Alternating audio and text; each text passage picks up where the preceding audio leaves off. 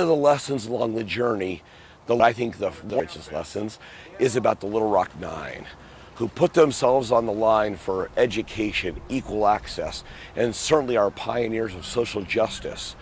Who would have thought 9 young kids could transform a nation? There was a dramatic and historic confrontation 20 years ago this week in Little Rock, Arkansas. For the first time, black students attended the city's all-white high school. It became the first constitutional challenge to school desegregation in a major way in the South. When the struggle was over 2 years later, many saw it as the beginning of the end of white supremacy in the public schools of this country. 9 kids squished in between Arkansas National Guard and a mob of violent protesters captured the imagination of the world, so it had impact for that reason.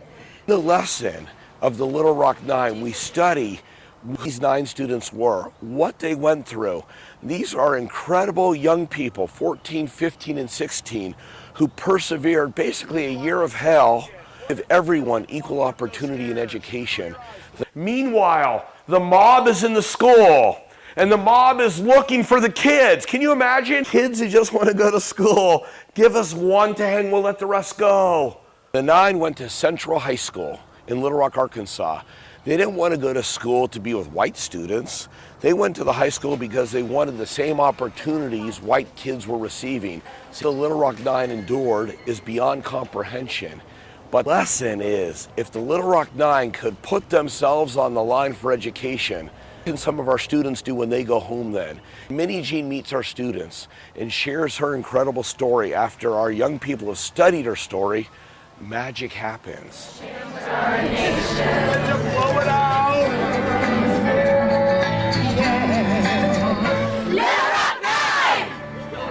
Well, I don't need to tell you who this one is. Do you know? It's great, we're going to do this way. That's Liz, yes. I hope that Sojourn students understand that from the voices of the past, that social and political change occurs in an evolutionary pattern, that sometimes people have to take stands, and that every voice in the community is important.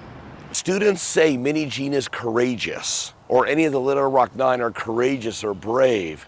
Well, then we ask students to talk about their own strength.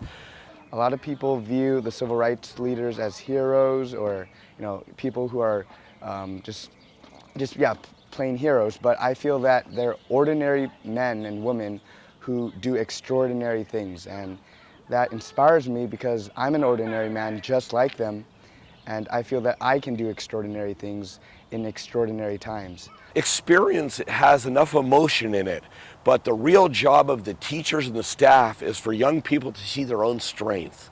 And they have strength. And when they go home, they can apply that strength that they've learned from Minnie Jean, from other people along the experience. When I see the students on Sojourn, I'm reminded of my youth and my innocence and actually how young I was to participate in such a monumental event. But the key idea that the Little Rock Nine talk about is that we were ordinary teenagers. That's so important for young people to know, so that they can feel their own sense of empowerment. And I walk like I belong. Oh, yeah.